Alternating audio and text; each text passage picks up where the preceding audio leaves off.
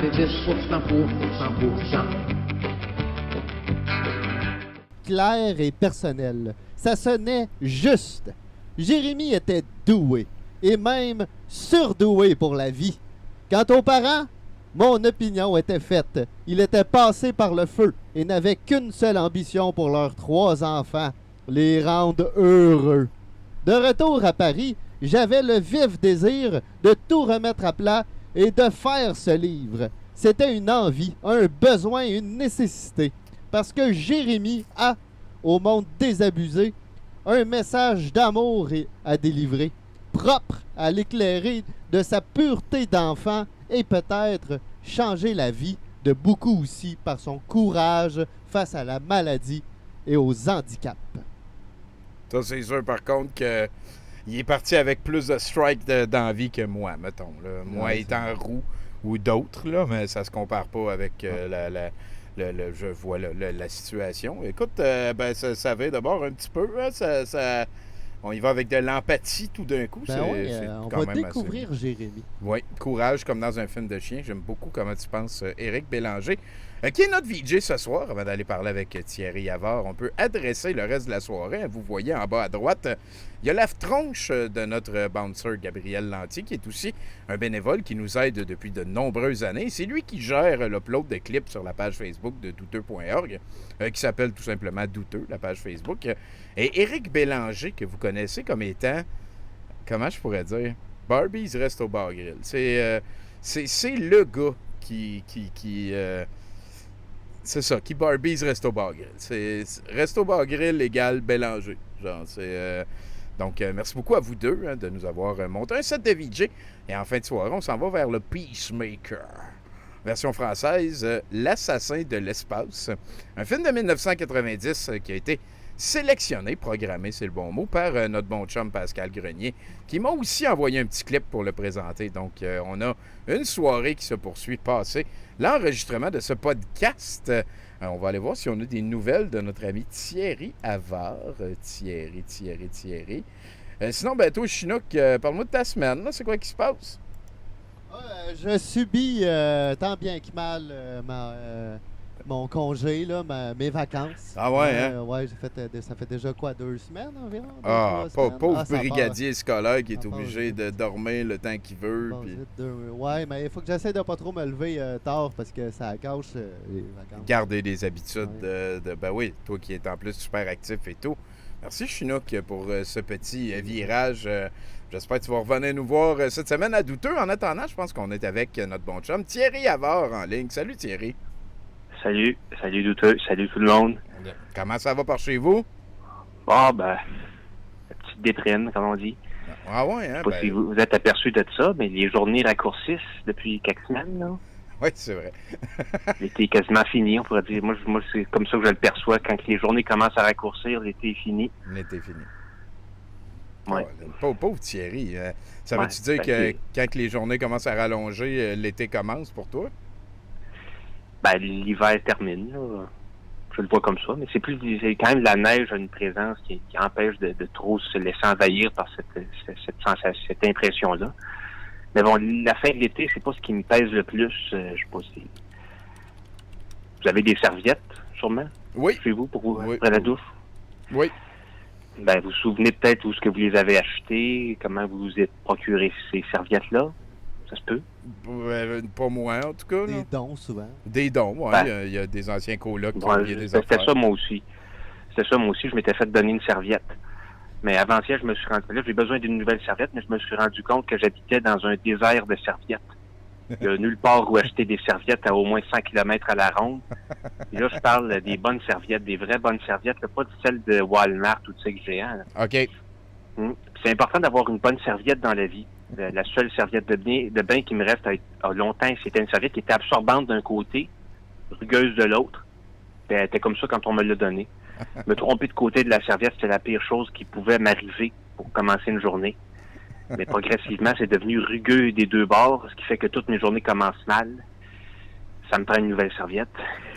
Mais bon, comme je l'ai dit, où c'est que j'habite, c'est un désert de serviettes. Je vais être pogné pour aller passer une fin de semaine au Dix 30 pour m'acheter des serviettes. Ouais. Moi, je dis que ça n'a pas d'allure.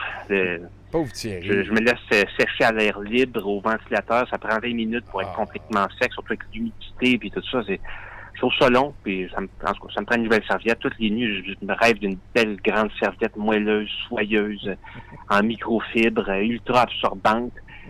Là, je me réveille en soir avec rien pour m'essuyer. Donc, c'est une des choses qui me pèse. Là, puis, hier c'est ma machine expresso qui a brisé. Moi, je suis un grand buveur de café. Ça m'en prend au moins 3 litres le matin pour me starter. Puis, donc là, ça m'a j'étais un peu mal pris. J'étais allé m'acheter de l'instantané au dépanneur. Ah. Je suis vraiment plus rendu là dans ma vie, moi, de consommateur de café. OK. Parce que l'instantanéité du café, c'est au dépend du goût que ça se fait. Puis j'avais un peu, ça faisait longtemps que j'avais pas bu ça. Là.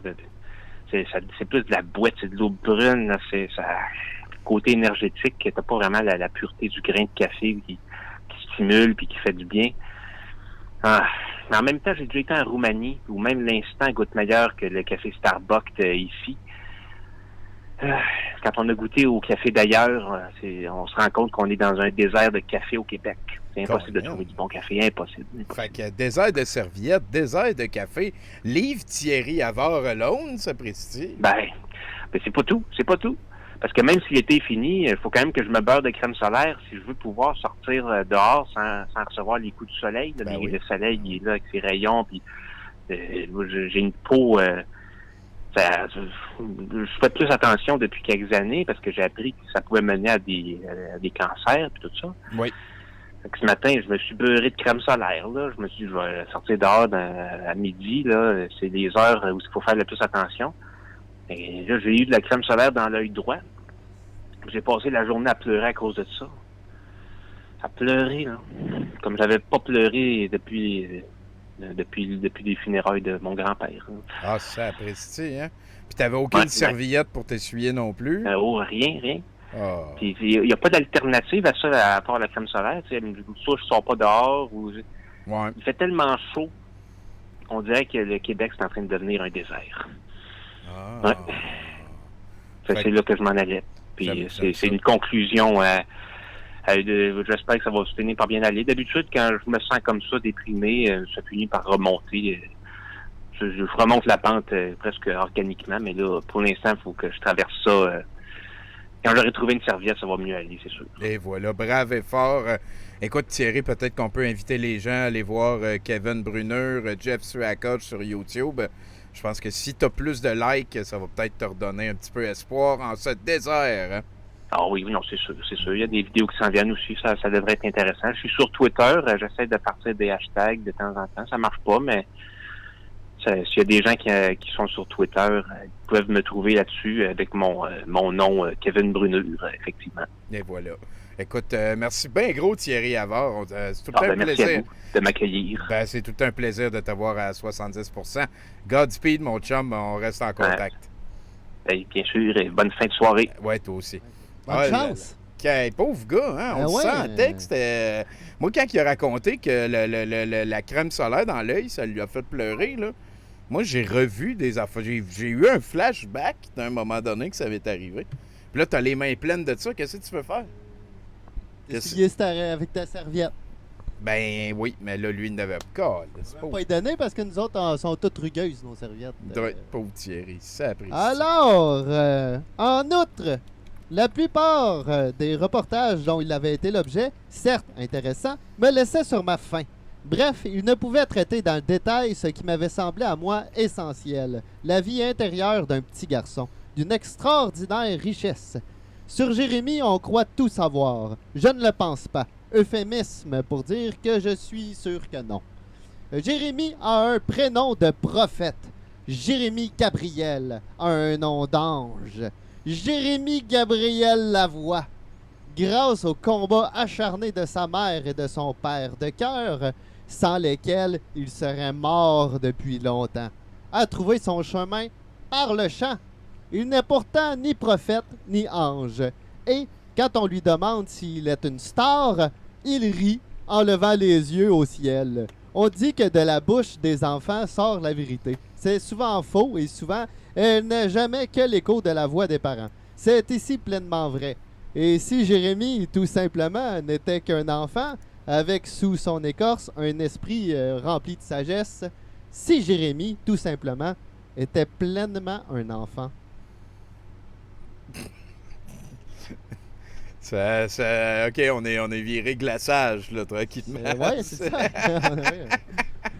Hey, salut! 70% pour 100%.